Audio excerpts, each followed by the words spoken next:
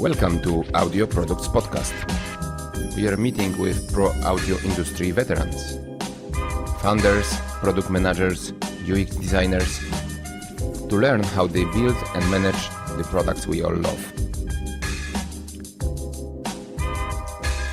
You will get tips how to navigate your career in audio and how to develop a successful audio product.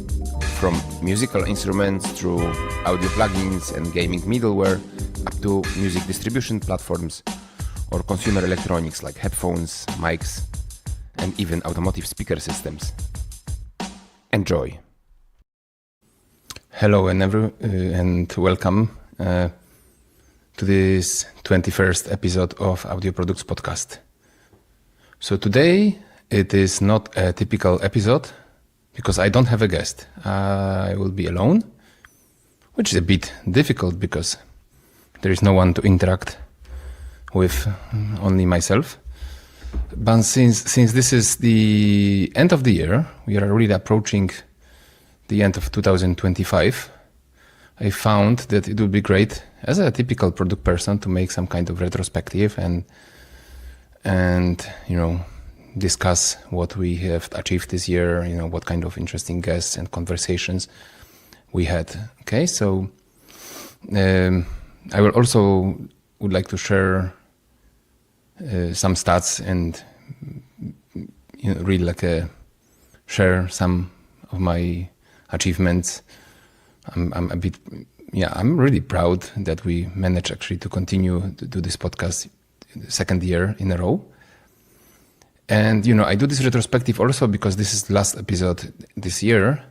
So while the entire team is just working like crazy, we're just recording new episodes and bringing new guests. And I'll actually tell a little bit what kind of guests are coming. But I will just give you some rest during the Christmas, New Year period. And there won't be a typical episode during the Christmas break, So this is really like the last episode for 2025. Okay? So, so let me maybe share first, how many episodes we had and, what we did this year. So we actually recorded 16 episodes, including the one we are actually listening to or watching now. And to my actually excitement, it was on YouTube, we actually achieved 1,400 hours of watch time, which obviously for a huge channels, I don't know, Rick Beato, etc., this might be some kind of joke. But since I do it after hours and really after my day job at Avid on the Pro Tools team, it is actually pretty cool, right? That to see that so many people actually watched and so many hours of a watch time. So how much of this content, these amazing discussions were, watched and listened to. So altogether, all other channels like Spotify and Apple Podcasts, we actually launched Apple and Spotify and other streaming platforms this year. In 2024, it was really a couple of episodes. It was more like a webinar series. And because they received so much positive feedback, I decided to turn them into podcasts this year. Yeah, so we can actually really say this is the first year of the podcast. Yeah, so you can see it's almost 15,000. Maybe actually by the time you listen to it or watch it, it's already past 15,000, right? I mean, the moment I was actually putting the statistics on the 1st of December, it was almost 15,000. Yeah, but also what is amazing, it's just 1,300 people who actually become listeners, regular listeners. So I'm not talking about the, somebody who just clicked and looked at it briefly, but I mean people who follow us on Apple Podcast and Spotify and YouTube. So yeah, I don't also count here LinkedIn or Facebook or Instagram followers. Yeah, people who just simply click likes, but not necessarily do not necessarily watch the entire episodes, right? So I'm super grateful that you are here with me and listen to this podcast. I have to say that this year was actually pretty challenging. At work, actually, I had some challenges. We had some really cool product releases with Pro Tools, 3 major releases this year, which with a lot of features. So I'm doing this, after work, and sometimes I'm teaching courses on product management. It was pretty intense, but actually your amazing feedback and presence and seeing that people really watch it was so important. So I really would like to thank you. I wanted to share some achievements, but I probably even more wanted to say thank you, and just to really boost it. See, these are some of the feedback we received, right? People from really around the world, from Germany, Tel Aviv, France, right? I'm really humbled because a lot of this, feedback coming from people, it's coming from veterans, people who have way more experience than I do. So hearing that it provides some value for them or for you or for them, it was actually, that's actually what keeps me going, right? So sometimes you have very few views, but it's not only quantity, but also quality what matters. Or I would probably say the quality is more important, right, than quantity, right? So you can see that some people share it with their entire teams in the company, or I also heard stories that people it helped them. It was instrumental to find a new job in audio. So I was actually humbled, but also very excited, and it really keeps me going. Yeah? So especially that this is non-commercial project, it's a podcast, right? So that's having feedback. It's so important, right? What else can I say here? I think one of the also important point is that I want to grow the podcast even further now. So I'm a bit tired, but also very excited, and I'll tell at the very end, we're just looking for partners, or some serious strategic partnerships, and also organizing those meetups who actually penetrate local communities even further, so we can just not only discuss online or show interviews, but also meet in person, which is especially nowadays in the era of the remote work, it's so important, right? But I'll explain in the a little bit in the end of this this episode.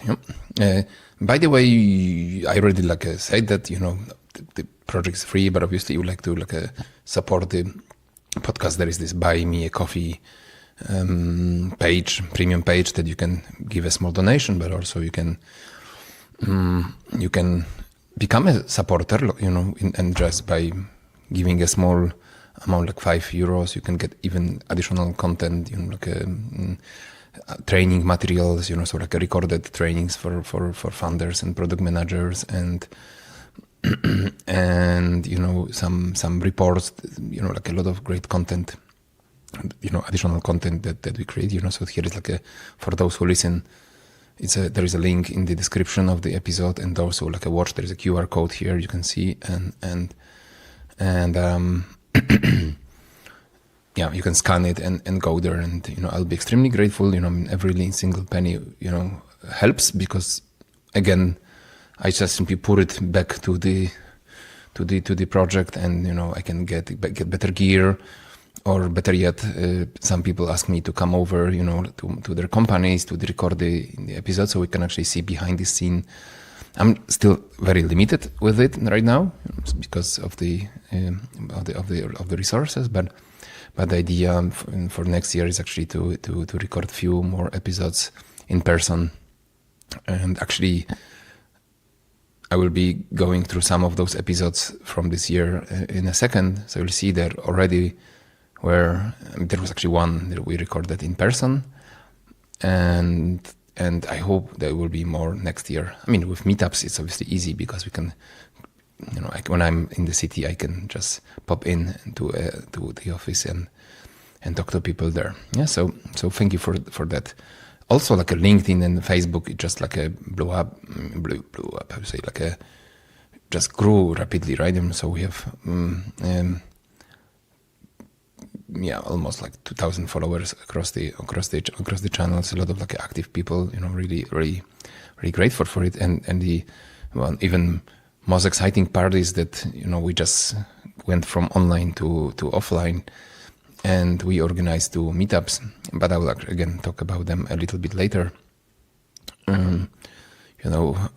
How did it happen and what do we do, and actually how you could potentially get involved if you like to.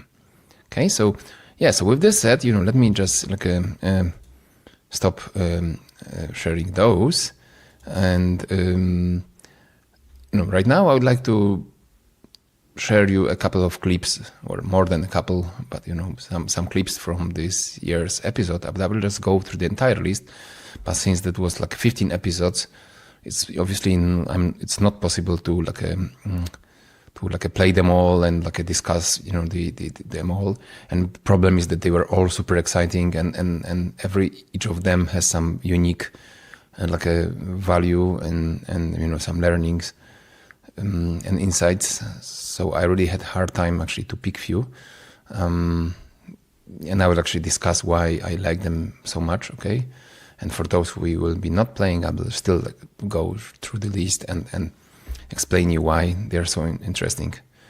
Also, it's funny because when I was preparing to this episode, I didn't realize because I knew it from the beginning, but I realized I want to share this with you, is that the podcast is also like a learning journey for me. So I obviously value your feedback, and I'm super happy that it provides value to you. But I have to say that it's also as an art, more as a business, it provides value to me. So, I'm just meeting so many very experienced people, so I can learn about new segments of the market, or an insight on how they manage products, or, how they build their companies, so there is so much I can learn. And at the very beginning, I say, hey, I need to maybe, prepare, the most detailed list of the questions. But very often I actually interview people who are from a little bit different segment of the market that I am, so it's very sometimes hard even to prepare meaningful questions. And I just learned that sometimes it's simply great to be, it's not completely, I'm obviously doing the research, but to feel vulnerable and actually, I don't have to know everything and I don't have to, be an expert in every field. And it's actually nice that people sort of guide me patiently. And so it's really like a free course, master class by interviewing these people. Yeah. So that's also like an amazing part of the journey. So I'll just keep doing anyway.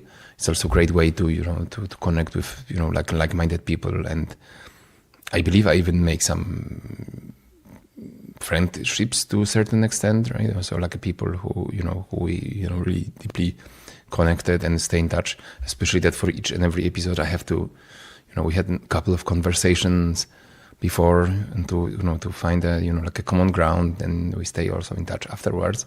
So it's actually, it's also such a great, another benefit of hosting a podcast. Okay, so so let me just start by from the January episode. By the way, initially we started with 1 episode per month, so but later, I'm not sure, I think in June or July, we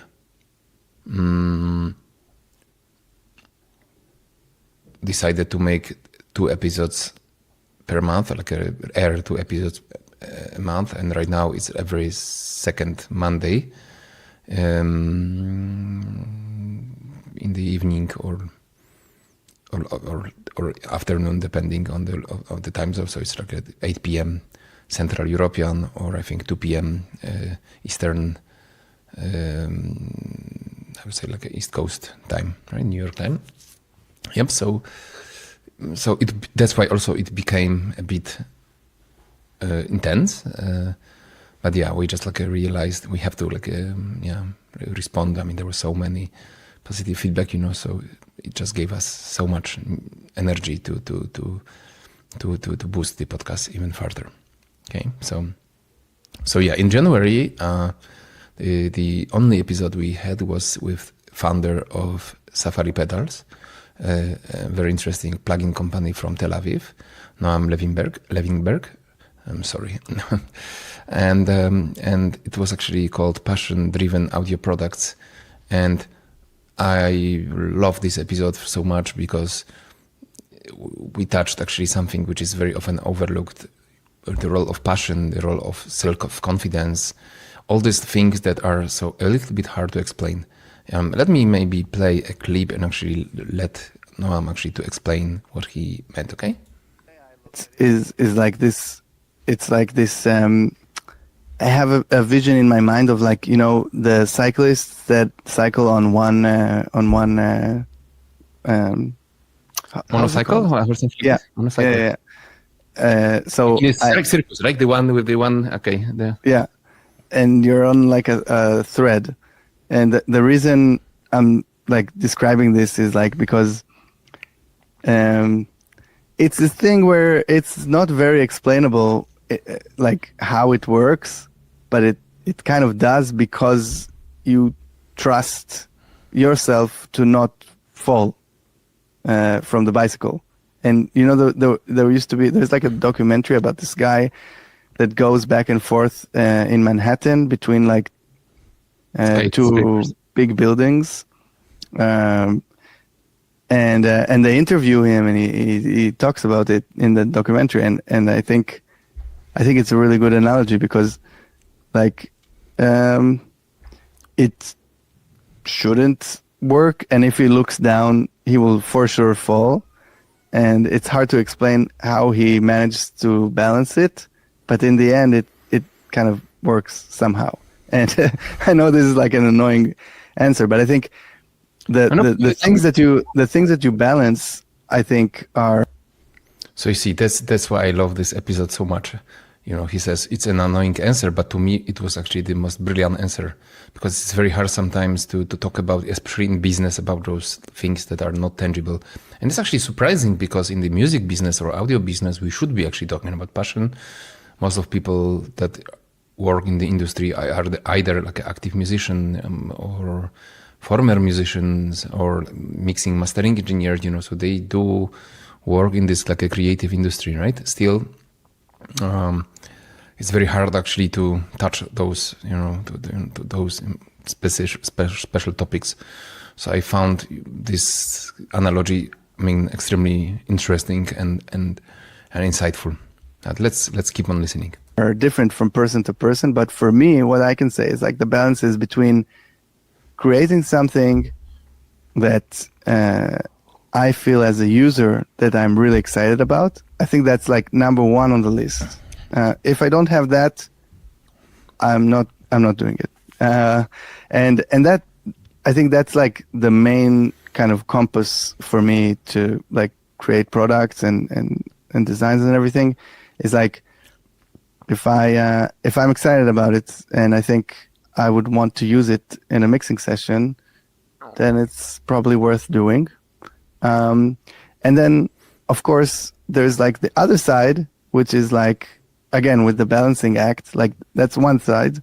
But the other side is like, I try and present it to people and ask them, like friends of mine or like people in the studio, or I have like all these friends, like even WhatsApps and stuff that I just send really early designs, like very early concepts of a product, and I'll ask them like, what do you think? So you see, guys, this is why I love this episode so much, because he's saying in such a beautiful words, or, you know, like with such a beautiful analogy, how you have to balance between what's actually great for you and you are passionate about, and what's actually like important and like a passion, you know, great for customers. There is this balancing act. And I mean, I cannot put it in better words. English is not my first language, so very often in the podcast I struggle actually to find proper words.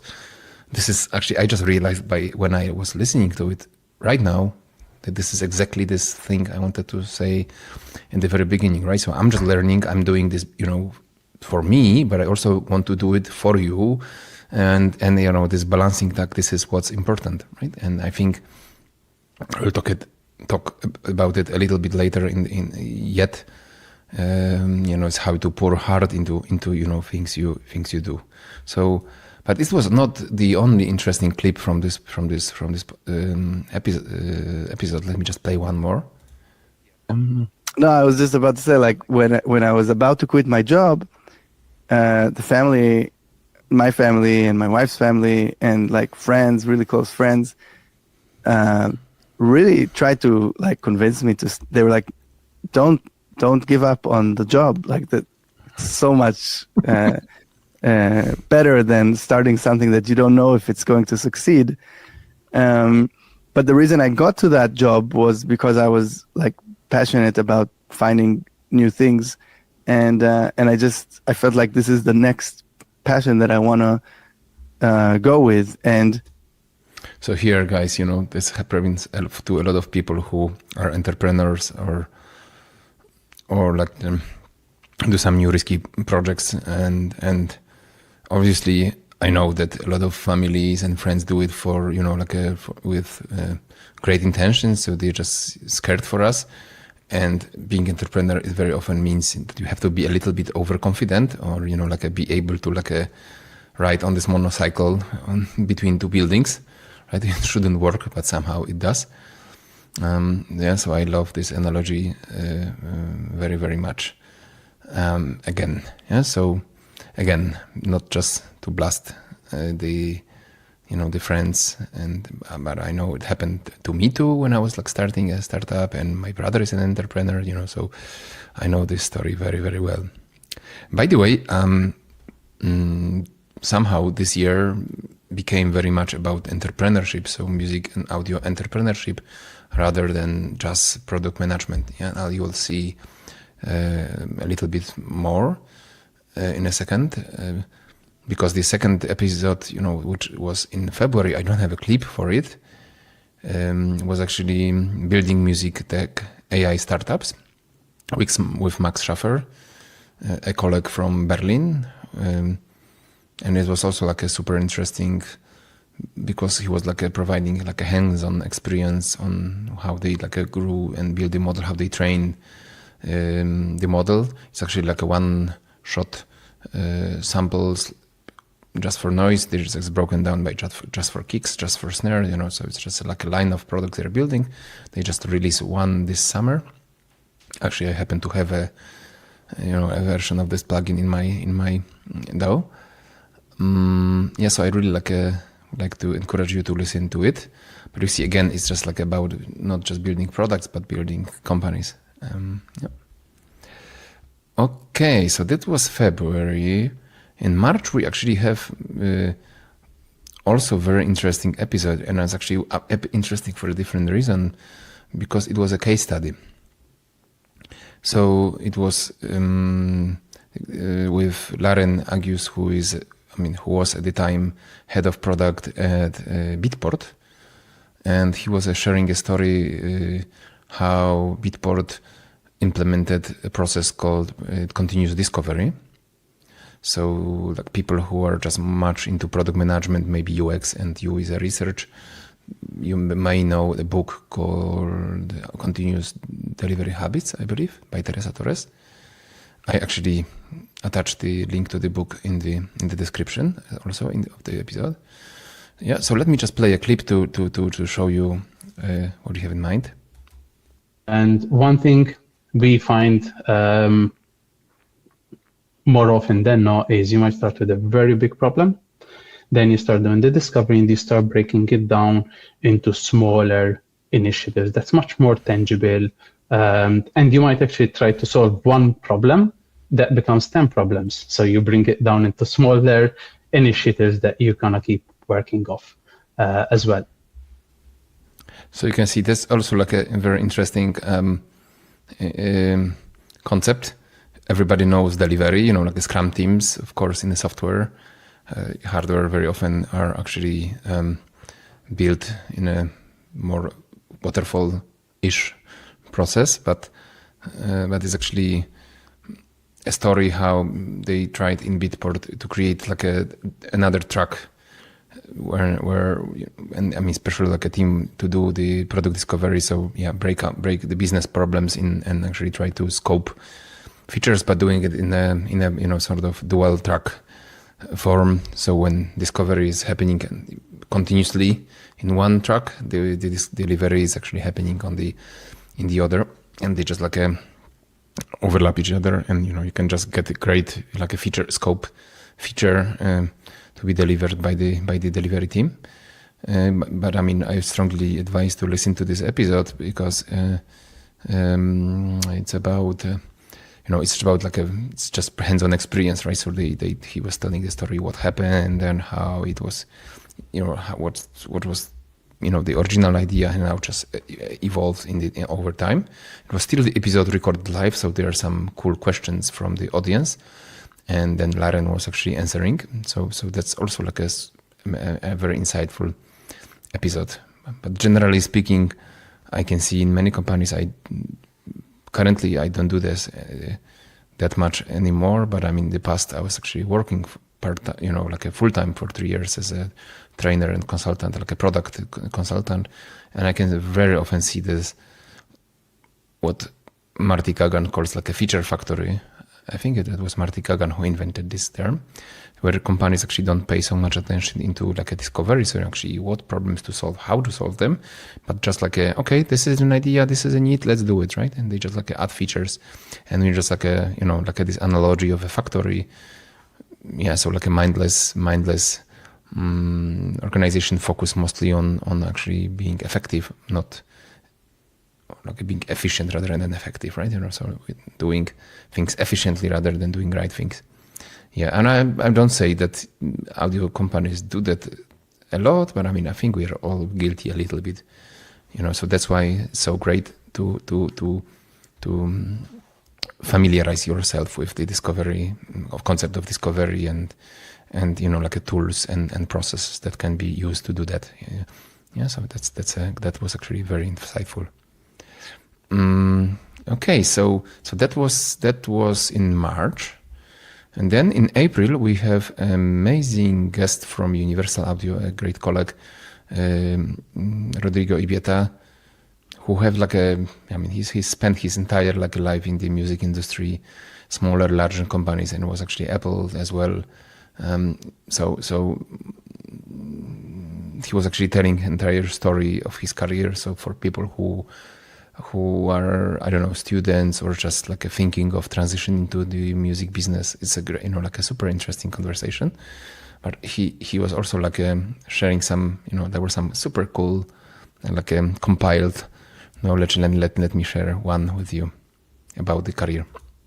Of our biases, and I think when you yourself are a customer of the products that you are working on, there's maybe a natural tendency to lead with your own wants, desires, needs for a particular product, and so you really have to balance that. Part of being a product manager in this field, I think, is really always checking your biases and your assumptions, and ensuring that you are taking into account all the different types of creatives and musicians and people out there that are using your products, how they're using them, and just constantly calibrating and recalibrating.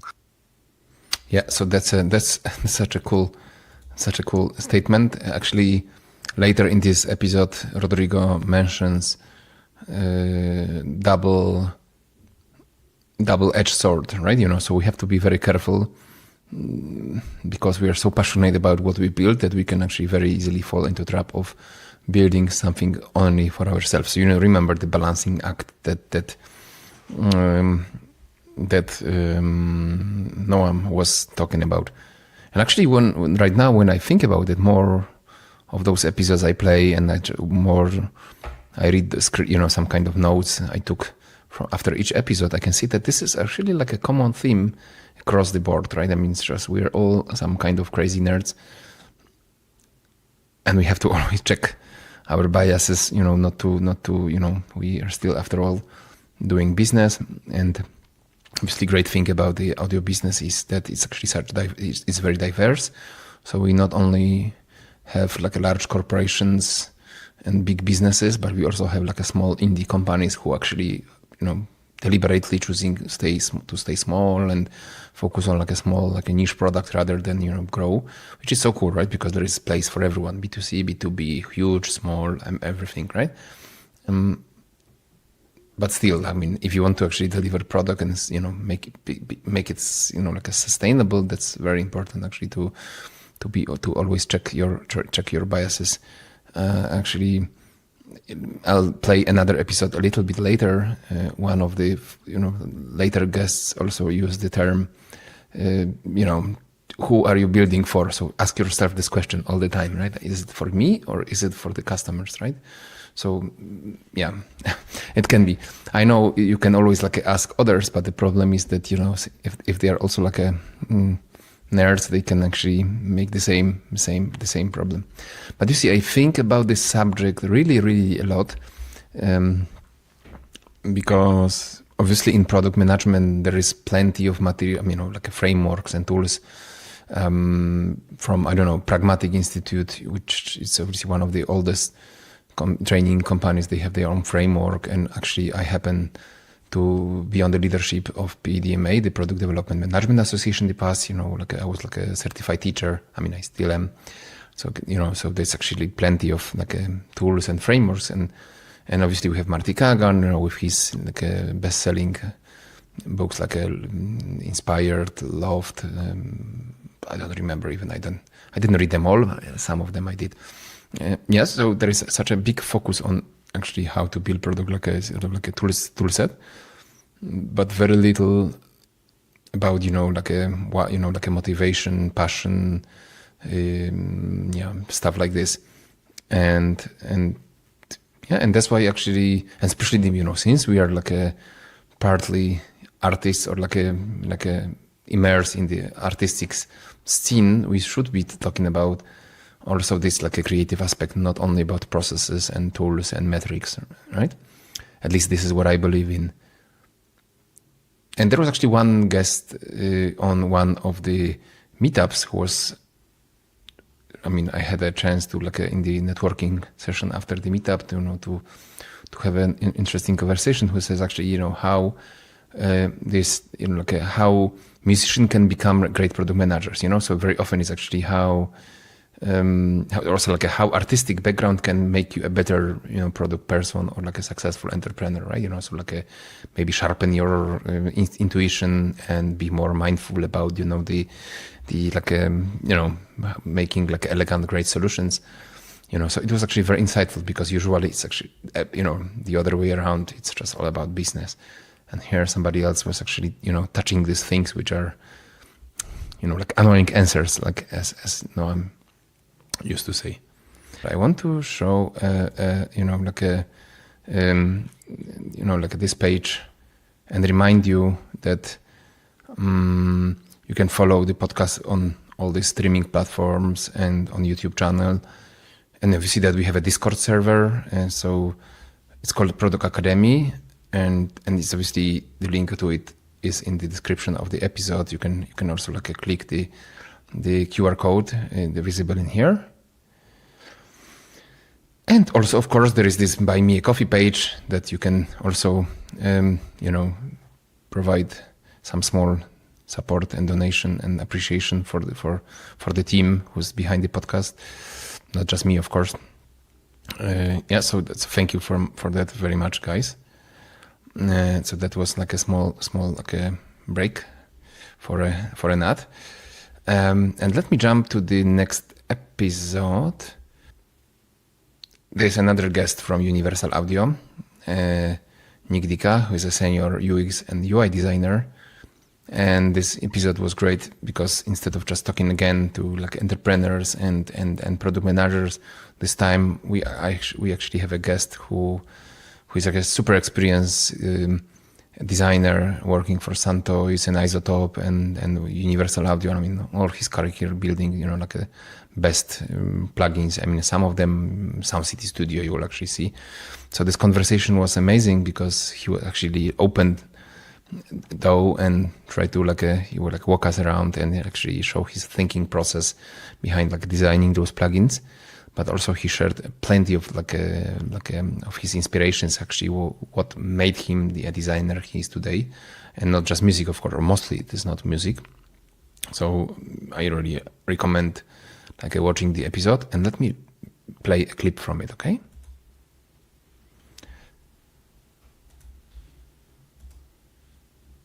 Of a room. This is from Sound City Studios in LA, which is a famous recording studio that a lot of classic records were recorded in. Nirvana. Yeah, Nirvana, for example, and also Fleetwood Mac back in the 70s, and many artists in between.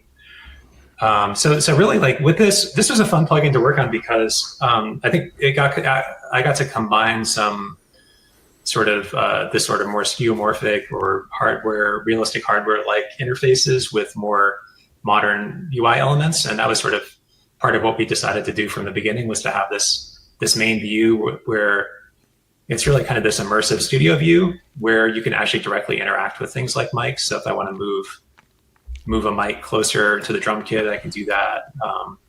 So you actually can physically place mics in the space, and you can choose different positions in the room even. So for it's hot.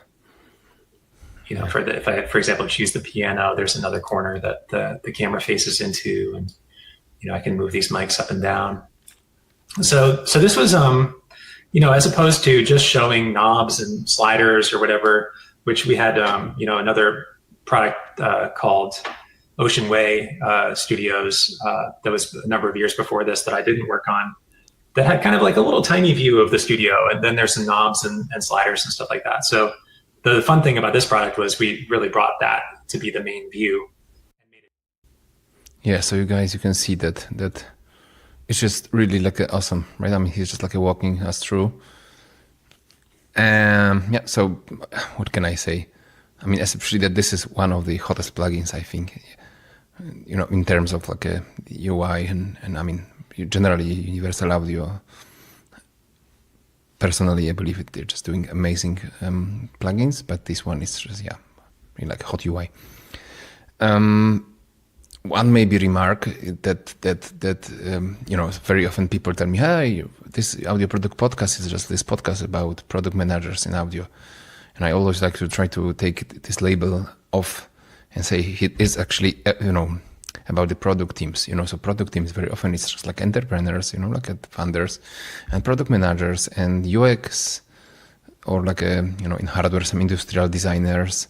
Right, and QAs, right? Let's not forget about the quality assurance.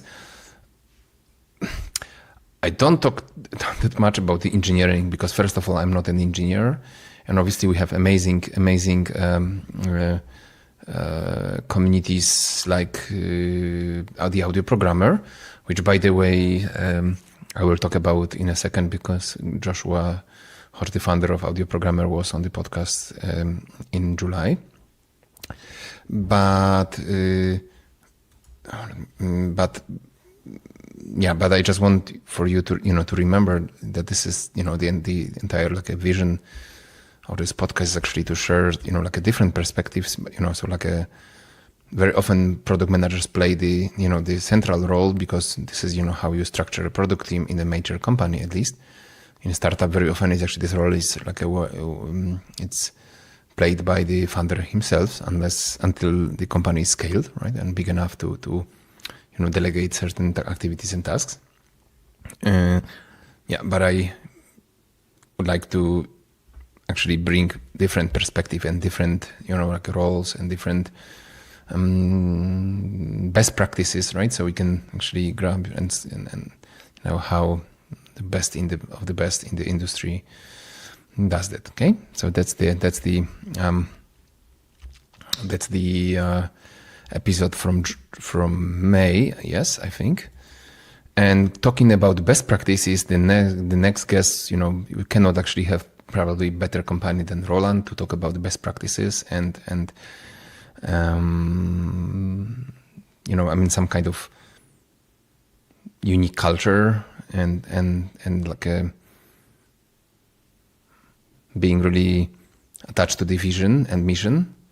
And before I play the episode, I'll just give you a word of context. The guest on the podcast was Paul McCabe, who is a senior vice president of research and innovation in Roland, or the unit of Roland called Roland Future Design Lab, which is, we're talking about some, amazing future and distant future projects. But, in this episode, Paul gave, he's very major, how to say, it's not for me to say, but I'm trying to say very experienced, rather, executive from the company, and he gave from my perspective, some amazing leadership lesson. And let me just play the clip to you. To me, it's just I would actually love to see every single company in the world actually to follow this kind of method, approach or philosophy. No, I agree with you, and I relate to what you're saying. And of course, yeah, that does point to a much bigger question about, what is the company's why? And I've got some very strong views on how important it is for a company to establish their why and just never change from that. You can adapt other parts of the business. And a very famous business author named Jim Collins, who writes about this in his Good to Great and Built to Last and Great by Choice books. There's actually a very powerful Roland-related story in some of that. If we have time, maybe in the Q&A later, I'll happily share that. But in any case, for Roland, our why, yes, we've got stakeholders that we have to satisfy. We're a publicly traded company. Investors want to have a good return on their investment, for sure. But our why is bigger than just making profit. Our why is to inspire people to be creative in a very non-democratic, or in a very democratic way, rather. And that's what kind of drives us to be. We have to be a successful business and a well-managed business to continue to drive towards and support the quest to achieve our why. But the successful business is not the why. The inspiring people to be creative is the why. Okay. I'm not sure. Shall I just add anything to it? I don't believe so. To me, it's like an MBA in a nutshell. Maybe I'll just add, that I really would love more companies, not just in the industry, but generally, in the market, just follow this kind of approach. And just, I think month after this episode was aired, or a few months, I don't remember exactly, Roland released the year 1000, and I say, well, it's just wow, how can you not love Roland, right? That's so, thank you to Paul if you're listening. That was really super inspiring conversation. And let me play one more, because I talked about this a mind-blowing projects, so let me show you where the conversation headed and why it was so cool. As we take humanity and we start to explore the stars, and we can't depend on gravity and atmosphere being constants. What does that suggest needs to happen in order to continue to be expressive? Because we're going to be spending longer time, and probably being creative is going to be one of the things that allows us to be in longer flights and away from home, is, being able to express ourselves. And so how do creative tools need to adapt to these new environments? Yeah, so you can see here what kind of a interesting direction we headed, and maybe I'll add that it was great actually to talk about something else than AI, because everybody's just AI this, AI that, so it's actually to see about material, design, and some a distant future concepts. It's just it was, again, very inspiring, right? Not that I have something particular against AI. It's just how much you can listen to the same subject again and again, right? Yeah, so that was June. Yeah, I need to look in my notes. There were so many of those episodes that I need to support myself. Okay, so July. We are coming to July. No breaks, entire summer. July. Yeah, I already mentioned audio programmer, and Joshua Hodge. We met in Berlin and decided, at Superbooth in May, and decided to just record this episode. So it was actually so amazing, because Josh usually is if you think of a career in audio, you think of Josh. He's helped so many people, to start the career as an audio engineer. And now he was actually sharing his story and how he started his career. So it was so great actually that he opened up and talk about his experience. So let me play a clip. To develop my skill set as a developer, and as I mentioned, there were no tutorials. There was no place to really find out very much about the industry, and so I had decided, in the spirit of his name is escaping me right now, but he's a brilliant physicist, world famous physicist from the mid-century, but Richard Feynman. So he's a famous physicist, and so there's a theory or an approach that he used to talk about, called the Feynman method, which is that to truly learn a new skill, the best way to learn a new skill is by teaching it to somebody else. And that was how you can see me actually smiling. I was actually healed by this episode, because Josh was actually saying that he was actually learning himself, and his way also to the channel, the audio programmer channel was mostly created for him to become the audio programmer. And I have to say that I very often experience imposter syndrome to talk to a person who was actually going through this a path of learning everything from scratch. Was it was really amazing. And then it struck me actually when I was preparing to this episode. I was recently doing research to an upcoming episode. Maybe I can actually, it's not yet scheduled, so I'm not. Okay, let me just say. I think I can already say that this is. Okay, no, I'll just make a. I'll make a surprise. There's actually a very big name in the industry, I would say. And he was also saying, hey, I was just working with the biggest, stars in the. You cannot be more accomplished in the music production and mixing that him, and he still feels a imposter syndrome and stops in the side of the road, and you just breathe, so he can erase his doubts or breathe through them. So I say, well, if this is it's happening to the best of us, I can live with that too, right? It's not that it's going to stop me. It's don't worry. But it was actually so cool to see, people honestly sharing, their experience. So let me play a little bit more. So I applied this approach to when I started the YouTube channel. I hardly knew anything about audio programming at the time, but I thought if I could just think of one new thing to teach others about each week, then that would help me learn. So it wasn't really. I didn't come into the audio programmer with this idea of growing a community or anything like that. It was more to teach myself more about software development and kind of pay it forward. And if anybody else wanted to learn about it as well, then they were welcome to check out my videos. And the first videos especially, they weren't refined. I was broke, and I couldn't even afford a mic or anything like that, and so I just recorded using QuickTime and my internal mic on my MacBook Pro, and but I found it was very interesting just doing that for myself, that I just felt like I was doing something that felt solid, felt like I was just venturing and breaking into this new world, not in as an industry, but just for myself.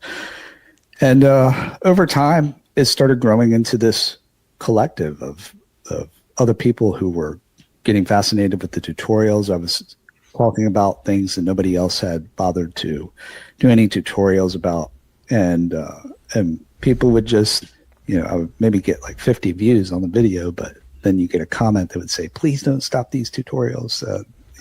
These are the best."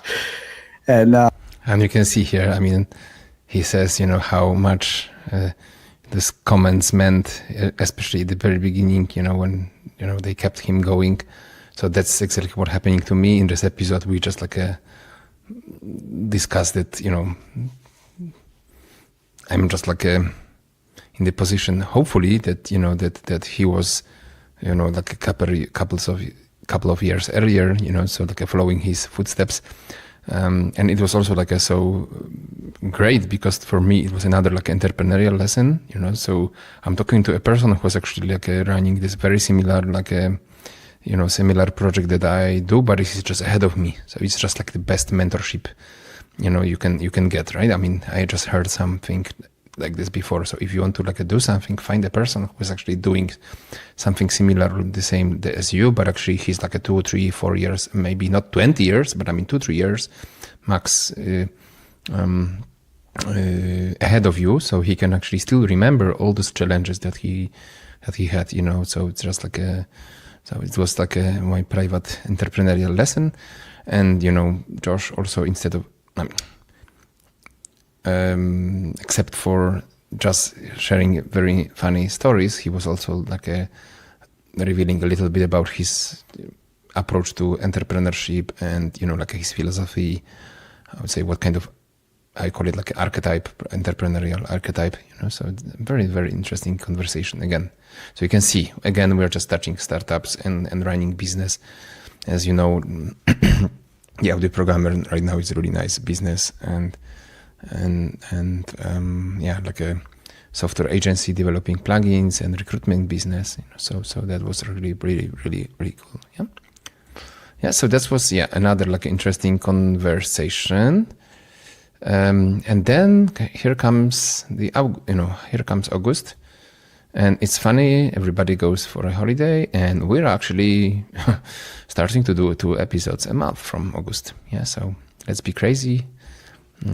And the episode 13, lucky episode, was with another entrepreneur, another startup, and actually the episode was even called Audio Startup Success Story. There's another interesting contact. I had pleasure to work with Moritz, sorry, I just have trouble pronouncing properly his name. Moritz is a co-founder of a company called Noiseworks and the plugin Dynasis, which is actually by all the episodes that I recorded from day one. So not day one, I'm sorry. Again, maybe a half a year back when I actually learned about the product, and I had the pleasure to meet him at Avid, where we're just implementing AX version of his plugin into Pro Tools. So I was project managing this project on the Avid side, and then just I was hooked because this is amazing, voice riding, gain riding actually plugin with some additional voice editing features, brief detection, a typical features, but just put together into a very first of all cool algorithm. So they do it very nicely, better than others. But also this gain riding is amazing, right? So it's automating your gain in the audio clip, as you can imagine. When you have a podcast which is louder, quieter, and very often recorded at home, like here. It was actually an essential tool since we met Moritz. I use this plugin a lot, and you can actually find the link to this plugin, affiliated link to this plugin in the description of the episode. Again, if you buy this through this link, you'll actually make a small donation to the podcast. Again, I strongly recommend it because it saved me literally dozens of hours. Right now, I don't have to edit anymore. I have a colleague on the post-production side who's just recording. He's actually waiting for another episode to come as we speak.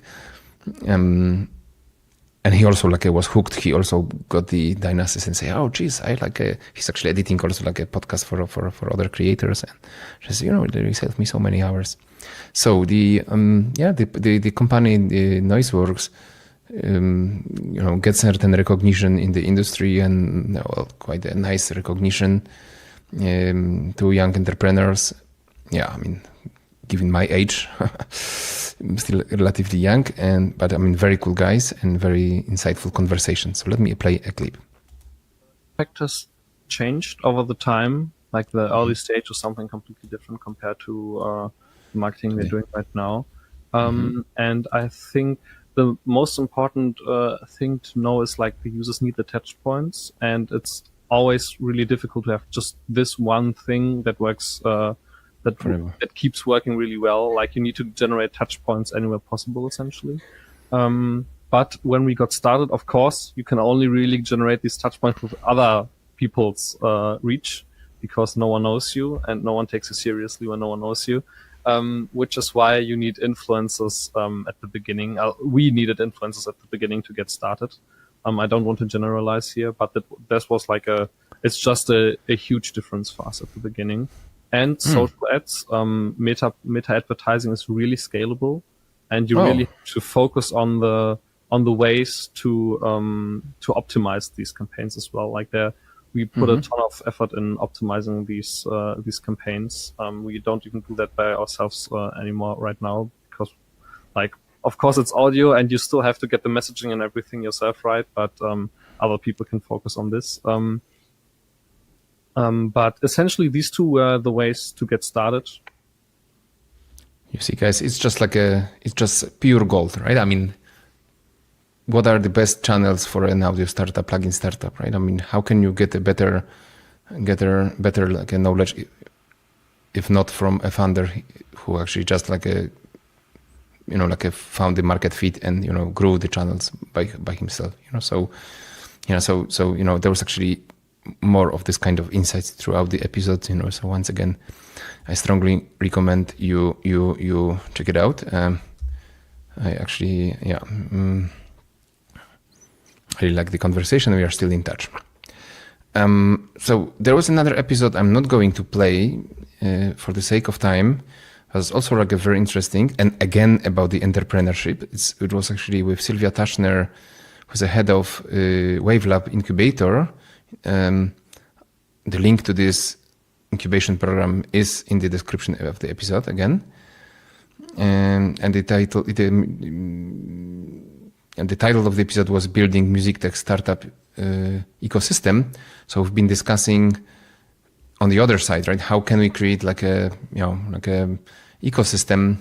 What kind of players and what kind of skills are required, to help music startups to flourish? Wavelab is an incubator. It is part of the Munich University of Art, Music, I think, and Theater. And they actually had multiple startups, including Just for Noise, the one I was interviewing founder from in February, and they were just very, very happy about the support they get. First partnerships and a serious mentors, and workshops that were actually paid by the university. It's open not only for German startups, but also for all European companies, right? So it's just also interesting conversation about finding an investor, and what kind of players, right, are required. It's obviously knowledge that in the general tech it's pretty common. Everybody knows Silicon Valley and a few other startup hubs. But obviously music is a little bit different. It's just distributed a little bit more and fragmented. The market is fragmented, so initiatives like this are great, right? So it's also a conversation worth checking out. All right. So much talking. Let me do another break, guys, and just remind you that you can follow the podcast. And I would actually really appreciate if you subscribe. there is in the channel, we have, 15,000 views, but only 600 subscribers, so you can see there are so many people who are actually watching those episodes, but they are not subscribing. And you also like on Spotify and Apple, it's just like you can get the notification about the upcoming episodes, and also our Discord server, Audio Product Academy. So you can actually meet like-minded people. A lot of these people actually, most of those people that were interviewed are in this Discord. So you can after watching the episode, you can go there and ask them questions, right? And obviously our support page, Buy Me a Coffee, which is linked in the description, right? So that's very helpful. All right, so here comes September, and in September, actually, we also had let me just, 2 guests, yes, episode 15 and 16, and I would say that actually, I think this, if episode 15 was my favorite. I mean, everybody's favorite. I mean, I love you guys so much, but I mean, it was, I would say, very difficult yet most rewarding conversation, because we've been talking about vulnerability and just managing stress and mental health, all these, again, subjects that are overlooked. And let's be honest, statistics say that a lot of entrepreneurs actually suffer depression and issues. Obviously, in social media, you can have a lot of everybody's happy and everybody, has a successful life and only great experiences. But there is a lot of things we need to keep talking, right, in the industry. I think, especially if you're just in the creative industry, we have to talk about it, right? So one of those, I mentioned already, is stress, and founders, but I mean product managers also. It's a work related to a lot of pressure, and I was actually I had a very it was actually super easy for me to relate to what CP Schindler, because that she was the guest on in this episode, was saying, because I had this pleasure to be on the head of product role where a company was going public, and you are in this kind of hamburger, right? I mean, you're like a sandwich. You have a pressure from above, the investors and owners, and from the team. So, somehow, consume so much stress and emotion that, I wasn't really able to process all of it. Yeah. So it was actually pretty challenging, not because, we were not successful. We were actually growing like crazy and very profitable. But I mean, this was another a challenge. Yeah. So again, CP Schindler, she is a former senior product manager from Native Instruments company that need no introductions. She also has amazing startup experience from Tel Aviv before she moved to I'm not sure if from Tel Aviv, somewhere in Israel, and so a very experienced and smart person. And yeah, let me just play a clip, right? I mean, that was so cool. Difficulty with, but do other product managers do this? Have to go and do breathing exercises and yoga and meditation after every meeting because of the emotions that rose? Well, I don't know. Some, I hear that some do, but also if others don't, if that's what I need in order to take care of myself to deal with the emotions, that's what I'm gonna do. So, we need to take care of ourselves. We need to deal with those emotions. We need to find a way, and it's probably not going to the team with them, right? With those emotions, it's ranting to somebody that's in our personal life that we can rant to. It's doing whatever you do to deal with your stress. Yeah, you can see for yourself. But also, we discussed some amazing other topics, sense of belonging. So how can you feel a sense of belonging in the team and safety? When we're just working right now in we work in distributed teams and after, especially during COVID, it was visible, and a lot of this trauma, actually, I think, stayed with many people, right? We just were close at homes. Many companies actually closed in offices. Luckily, a lot of luckily or not, it's obviously has a lot of advantages, but also a lot of disadvantages. A lot of music companies are still working on site, and not, or at least hybrid. So yeah, it's easier to create this sense of belonging, but on the other hand, it's just harder to get a job, right? You need to very often move to other place, in order to just get your dream job. Yeah. So, but I mean, listen to for yourself. It's just we've been discussing really a little bit of sharing, so to speak. So it was kind of challenging, but I mean, I loved it. Yeah, and you will too, I hope. All right. By the way, before I jump to another episode, CP was also a speaker in the Audio Product Jam, so the meetup that we organized in Berlin, and she also shared her perspective, or some tools on how to deal with this pressure, especially when you have a product release or go to market. It can get really intense, and so how can you simply not fall apart and sort of not to be kind for your part, your teams, and actually how to rely on your teams. You create some kind of culture where you can work together. Yeah, so that was very interesting. And also in the episode, CP also provides some cool techniques, simple techniques, that you can use, I don't know, in your retrospectives.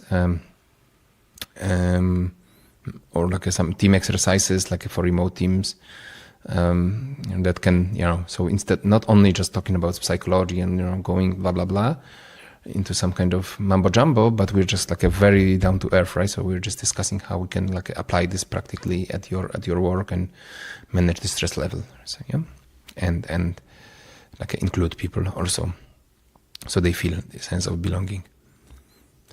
Okie dokie. So that was CP, and yeah, and then we had another conversation. I want to actually play the part, a small piece from it, because again it was a bit new to me. Actually, I do a little bit of sound design by myself, some very as a hobby. I use this a ambisonic microphone because I'm friends with the co-founder of Zilia, and so I actually got one of those mics because he was teaching me a little bit on immersive audio. So I just can have this sort of a hobby.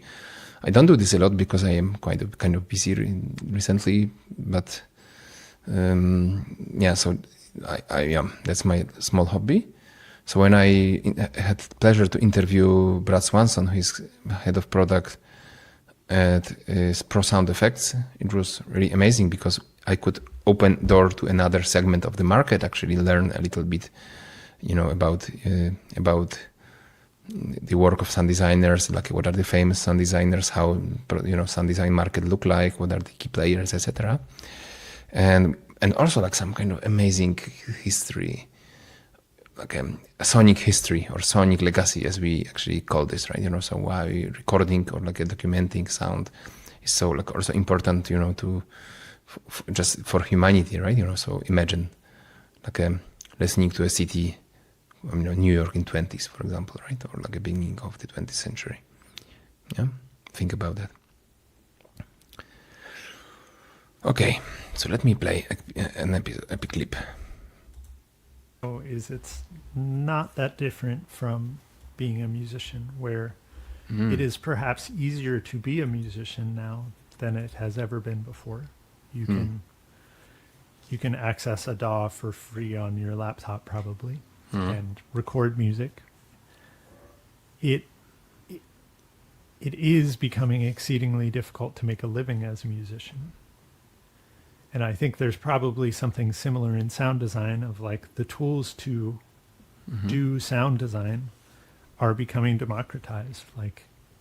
It's not like the old days of sound design where you would maybe need an Agra and a very good microphone and a Moviola and, you know, all the devices that were used in film editing to create thoughtful sound design. You can now do that all in Audacity pretty much, you know. But making a living in sound design is getting increasingly difficult. And unfortunately, because I think at times people value it less, because coming back to that mindfulness thing, they are connected less to their auditory sense. Like other senses might have stronger reactions for them, and they may value that auditory experience less. Interesting. You see, it's just like inside how the market is in the moment, right? So very, very like a insightful conversation. And also Brad is such a kind and outstanding, passionate expert, you know, it's just like and humble, like hell, you know. So it was just so cool to meet him. And, you know, if Brad, you're listening, you know, just, you know, like hello from Poland. It was so great to record this episode. All right. So then we are coming to October.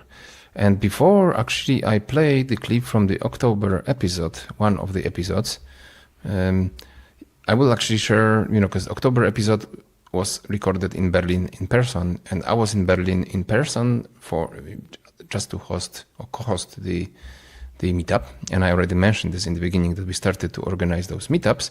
So let me actually share you a couple of pictures, right? You know, so here is actually the picture. You know, here are the few pictures from the first meetup. We call them like an audio product jam, and they were. It was hosted in FabLab. FabLab is it's like a workshop where people can create, you know, like learn how to build and get some support in building their first modular synthesizer. So it's just so cool. There is also like a, you know, like a coding school and like a co-work space, you know, amazing space, you know, a lot of like musicians and you know, like some industry minds that work from this co-work space. And yeah, and you know, so it was successful. You see, it was actually like in the downstairs and like still in the summer. And this is where actually we actually, yeah, I don't want to say we met there because we organized it together with Gustav Elmer. But it was such a successful event. People, I mean, we had some feedback like this is the best meetup in Berlin in years. You know, so what can you say? I just come there again, like a guy from Poland, and just like organize the meetup, and boom, it just like that was so rewarding. But yeah, we're together with Costa, who is a former head of design in Native Instruments, so like a guy who might be behind like design of various hardware and software products that NI created, but also later CPO and interim CEO of Electron Music Machines, you know, so the famous Swedish company behind these, you know, cool groove boxes. So a very, very experienced guy, but also like a super cool person, you know. Again, Gustav, if you're like listening, greetings to you. And you know, it was so cool, you know, to organize the first one that we organized the second one. You can see here the like opening session, and we finally had some, you know, like partners and Pipebox. Thank you to Ivan. And the second, you know, like the second jam was already like a way bigger. We had actually 3 speakers. We already mentioned CP Schindler. We also had Stefan Neumann. You can see, Stefan Mauer from Neumann, Georg Neumann, head of product from Georg Neumann, about like launching, you know, his experience, you know, like decades of experience in launching audio products, professional audio. And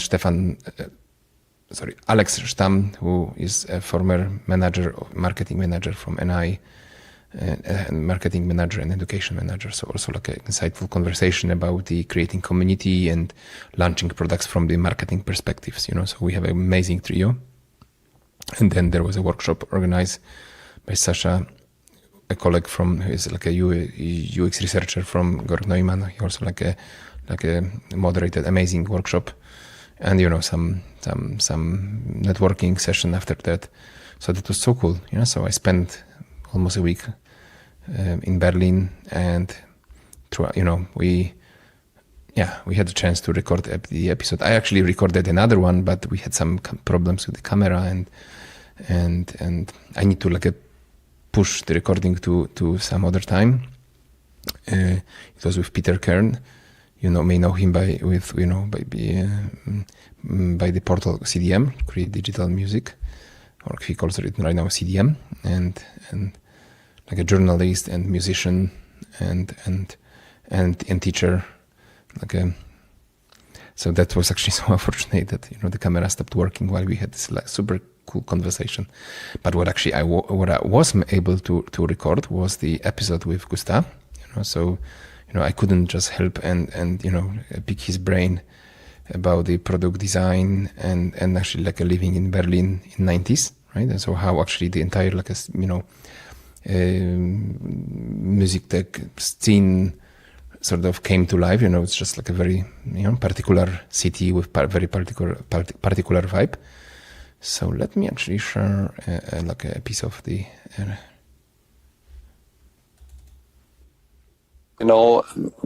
To growing up in Berlin, studying here, doing parties, one thing that I realized is,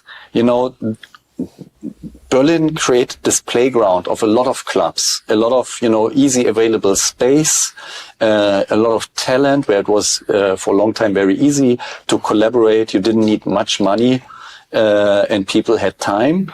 And I think this creative and technological playground, was something where companies like Native and Ableton basically profited off from.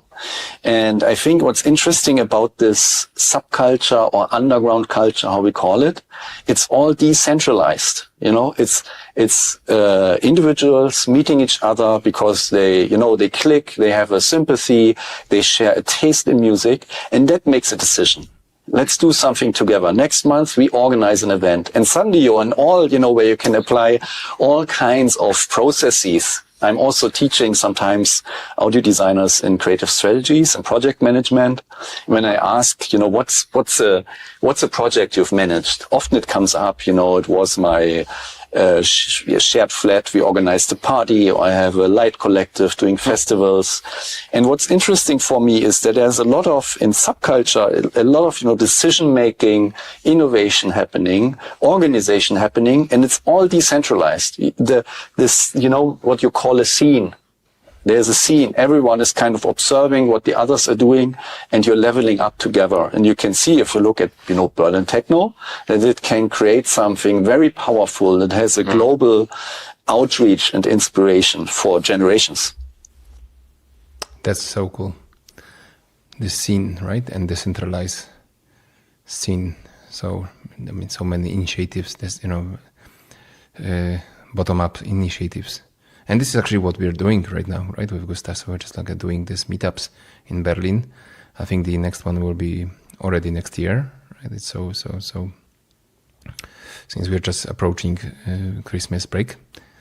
But watch this episode for yourself. It's just so much about, how those amazing companies that we all love, emerged and why they emerged, but also many amazing tips for about hardware designers and soft product designers in general. Very cool conversation.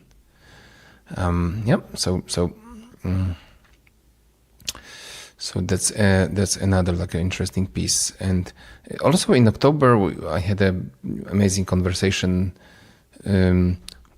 with Wolfgang Schulz, who is the head of product management and of hardware and electronics and software and DNB Audio Technique, which again was, this kind of a revealing or a super insightful conversation for me, because I have never spoken to anybody from the sound reinforcement, a market, this, a big B2B pro audio companies like Acoustic or DNB, we all go to some concerts, right? And we see all this like line arrays in the, in like hanging out, or like being just this, all over the scene, like the equipment and, the sound guys, right? Who just like behind every concert or like a party where you go to. So, I mean, I work in the company, right, that actually creates some hardware as well and consoles and, so, that's it. But I mean, that's like just like a sound reinforcement at scale. So it was also like a super interesting. And they call, by the way, this like a line arrays bananas, right? Because they're just like speakers in this like a curved modules, right, hanging out from the scene. So I have to say initially that I was a bit intimidated because I'm just like a big B2 company, but Wolfgang is such a nice and passionate person, former musician and mix engineer and studio owner. So also he was just sharing his sort of career path and how actually what's like to be a product person in the this company, and also this kind of difference between like a typical B2C and B2B, where you have this very different like a distribution.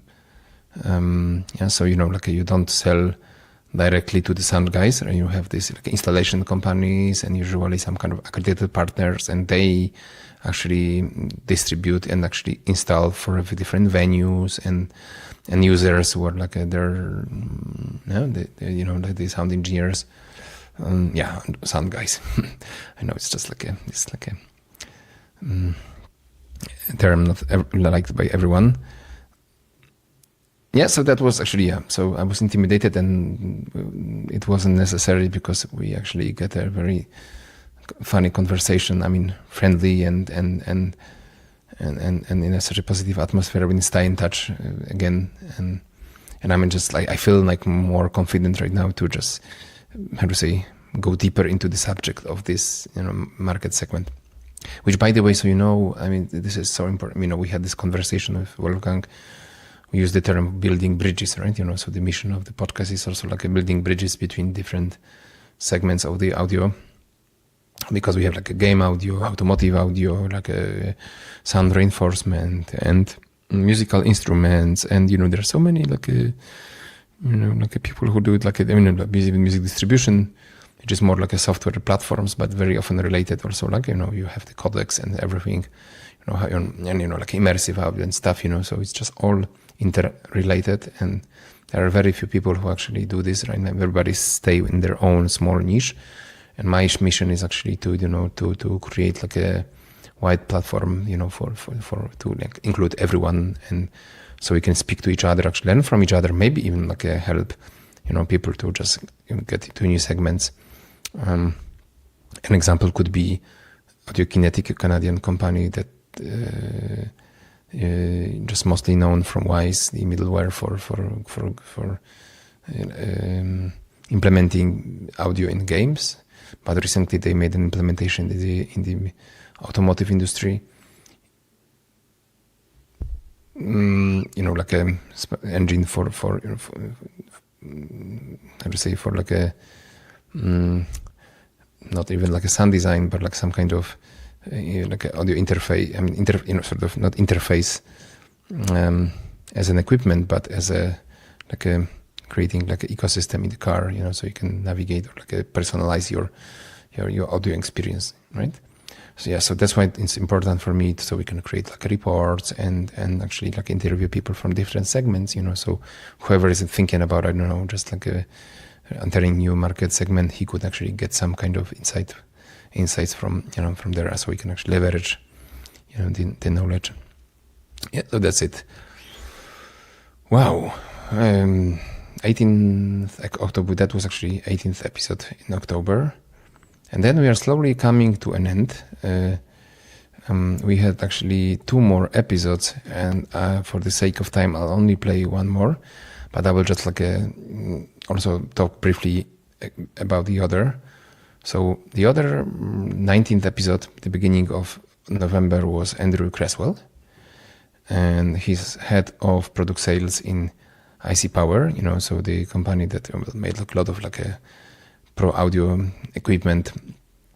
Again, big B2B company, but it was actually so cool to talk to him because we share passion about the complicated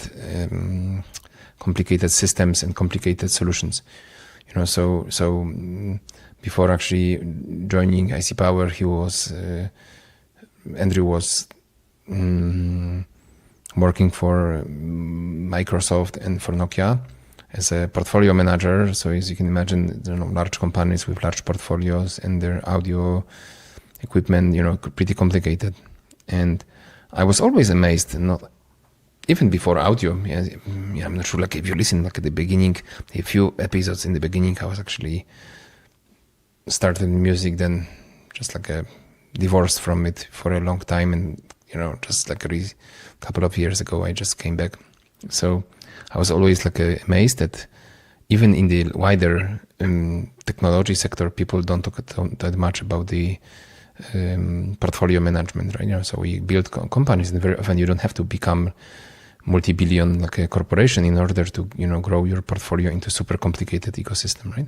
So I already gave an example of this friend of mine, Tomasz, who make these mics, and he had 3 versions of mics with some different plugins and some recording in software and some decoders and encoders and blah blah blah, and obviously peripherals, so you get a pretty complicated portfolio, and you can be still a relatively small company of 20-30 people. So we had this cool conversation about scaling audio companies, what happens when you actually get attraction, and how not to fall into the trap just chasing every single opportunity, create a strategy. And again, it's just a free lesson I got from a very experienced manager, because as I would say, pretty experienced product manager, I always have this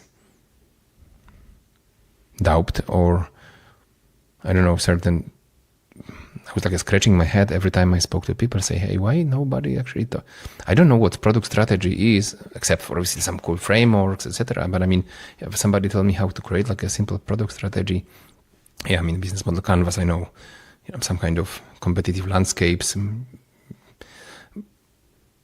But, can we actually, how can we create a nice strategy?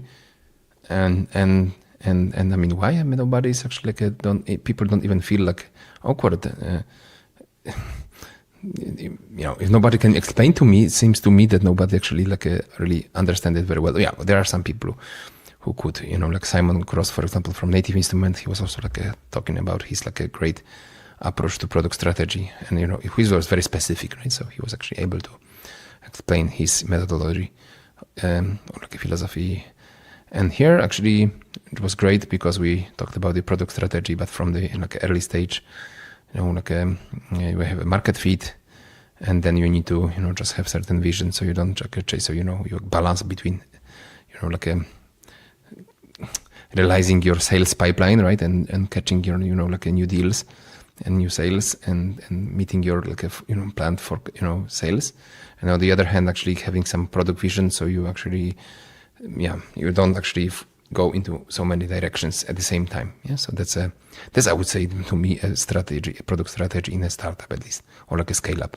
So again, very interesting conversation. There are some great links as well, some interesting articles there. I really strongly recommend to read it and watch it.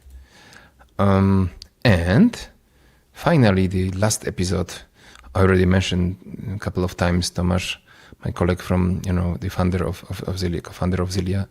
So, Tomasz was actually the first guest in this podcast when it was still a webinar series back in 2024. And I invited Tomek again because he's actually recently mastering AI after leaving Zilia. Right now, he's just mostly focusing on some new projects and ideas. I'm 100% sure that something amazing will come out of it. But he's also great friend and mentor. It's a lot of audio stuff I just learned from him, and he's also as a brilliant engineer. just mastering AI tools, and sometimes like sharing some knowledge with me, so with all this like doubts and skepticism about like AI, I got actually pretty hooked by like some practical like applications, to automate or just simplify certain workflows, and to the level that we came up with the workshops idea. So how can we help product managers to automate the boring part so they can focus mostly on the product strategy, and instead of just chasing tickets in Jira, right? So I invited Tomek actually to, first of all, maybe explain certain concepts, because there is so much hype that it's very hard to actually talk about very specific, right? The different models and different tools, and how to build your own first kind of this agentic stuff. It's just pretty confusing how you can actually go and create your own project and create some kind of context, something that where those tools can help you out, but not just obviously to replace creative part. And I would probably never invite anybody who will actually just do that, but how can you just delegate that boring and out administrative work, or like a Jira work, and even help yourself with creating some kind of artifacts for go to market. So also discussing MCP, how to connect AI to tools like Jira or project management tools. So let me play a short clip.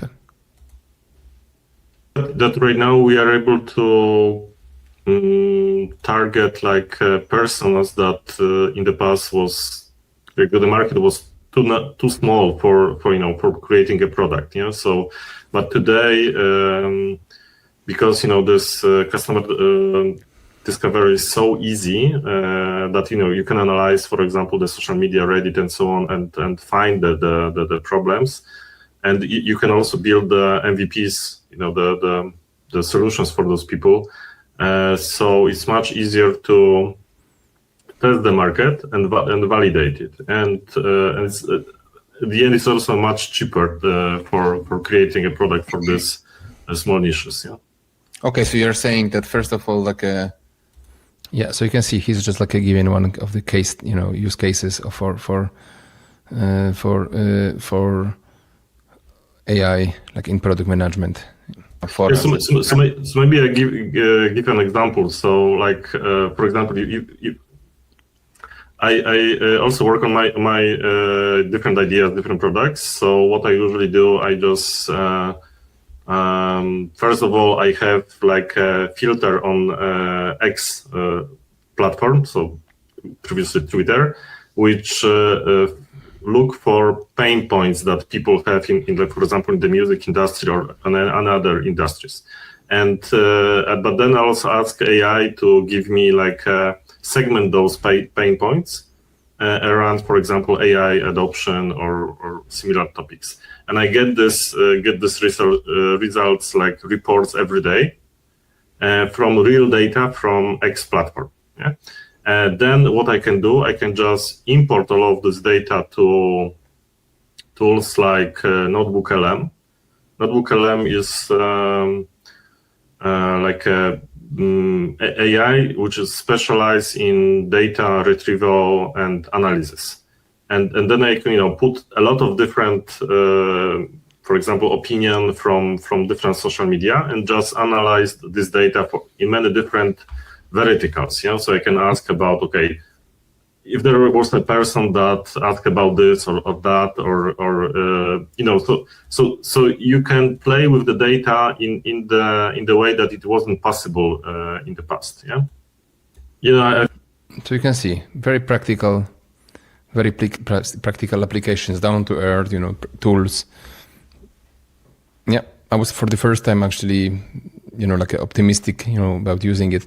I still have doubts, because a lot of those platforms, including I think ChatGPT, was created, with a data scrapped with, how to say, I'm not sure, but probably without, right? Consent. So as a person who makes music and just value art so much and value people's work and intellectual property, it's just, sometimes I think, hey, we shouldn't be doing this, right? I mean, but on the other hand, there is actually like some progress, and yeah, it's very hard to completely, be left behind. So at least I'm just trying, to use it in this just like a gentle way. How can I be way more effective? Yeah, and I have also my own right now ways. It's helping me out with, like a preparation to the podcast, doing research, for example, and yeah, there's things I especially that, if I have so much work, day work and podcast and stuff, so this can get pretty complicated, right? All right, guys. So, you can see we didn't go through all the episode, and it's still all, more than an hour and a half. So again, hopefully nobody will feel omitted. I mean, every conversation was amazing, and it was actually, I'm really grateful that I had all these conversations. But you may actually, ask the question, so what's next for the upcoming year? Well, so yeah. Oh, sorry, that's just the wrong slide. Yeah, so for those who are like watching this on YouTube or like live on any social media platform, you will actually see the slide that I'm sharing. But I already said that the audio product jam was a blast in Berlin, and there are already like other cities, and friends in other countries that are saying, hey, maybe we can just create, like this kind of community meetups ourselves, so like purely related, to building products and launching products and managing product companies. So how to create a company that, has this like a, like let's say product-led companies, so to speak, right? And product operating model, as sometimes people call this, like a way of managing the company. So we are already advanced in like discussions in Helsinki, in Finland, but even in New York, we are already having some conversations. I simply don't want to like go too far, and just like try to keep things realistic. But I mean, as you can see, there is some interest actually to build this like a product, like a business community all around the world, which is actually so pretty amazing. Given that a year and a half ago, it was just like some random webinars we were doing on the LinkedIn and on YouTube. So one more announcement. I'm actually working right now with the team, and maybe hold on. I'm going to actually that's people first, right? So I already mentioned a couple of times that I don't work alone anymore. So there are actually two people working with me currently. One is Daria, helping with the marketing and design. So, the materials and the social media, and, you can see it's actually in her role. And also, since 2 like episodes we have we have a post-production guy, a good colleague of mine who I'm just making music, again, a little bit together. And for now, he's now like editing the podcast, so you can focus more on like growing, expanding a little bit more, right? I will introduce the team hopefully very, very soon. We're just like try and get together so we can actually, have a short, maybe like a mini episode or something where, everybody introduce him or herself, right, to you guys. But I'm super stoked that we are already like a super small team, and, just working hard, to get more cool stuff done together for you. And actually to boost it a little bit, we're like launching, we're just working hard, especially with Daria, about, to launch the Audio Product Academy, which will be already like call the social media and the Discord like as Audio Product Academy. So we will be launching the course platform. And as you know, sometimes I do teach, and do some consulting, help some startups. but we'll actually launch the platform, what is very important. It's not going to be my courses only. My knowledge is limited, but I already have commitment from a couple of very, very experienced audio industry veterans who promise actually to build courses for the platform. So we are just going to build a portfolio of a product management and hopefully design and marketing, etc. So this will be like a resource base for people, for teams, for professional audio and music tech, to look for, hopefully, right? And so we can actually create some standards and also like a knowledge which is tailored to your specific need, right? Based on the case studies and based on like examples by people that understands you rather than just some kind of random Silicon Valley shit, right? Okay, you know what I mean.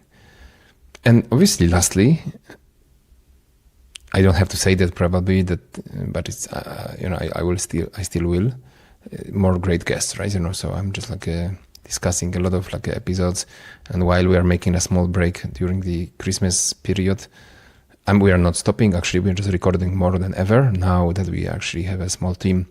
We can do a little bit more. So I'm just like I do have actually a couple of great names lined up. I'm not going to reveal them yet because we don't know yet when this episode will be aired.